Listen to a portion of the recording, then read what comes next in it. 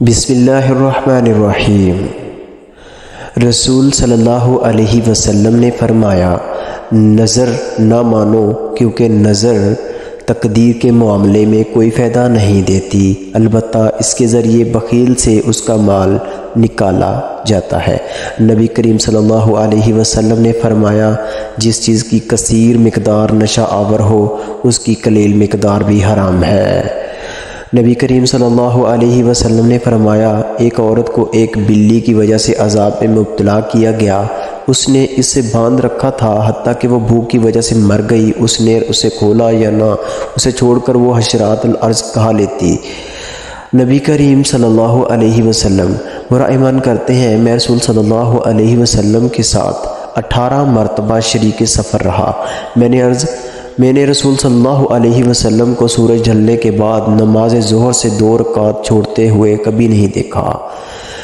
نبی کریم صلی اللہ علیہ وسلم نے فرمایا، اللہ نے شراب پر، اس کے پینے والے، اس کے پلانے والے، اس کے بیچنے والے، اس کے خریدنے والے، اس کے بنانے والے، جس کے لیے بنائی جائے اس پر، اسے لے کر جانے والے، جس کے لیے لے کر جائی جائے اس سب پر لعنت فرمائی۔ اللہ اکبر، ان سب پر لعنت فرمائی۔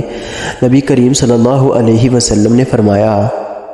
جو شخص نماز فجر پڑھ لیتا ہے تو وہ اللہ کے عہد و امان میں آ جاتا ہے، چنانچہ تم ایسا کوئی کام نہ کرنا جس کی وجہ سے اللہ اپنے عہد و امان کے بارے میں تمہارا مواخذہ کرے، کیونکہ وہ اپنے عہد و امان کے بارے میں جس شخص سے مواخذہ کرے گا وہ اسے پکڑ کر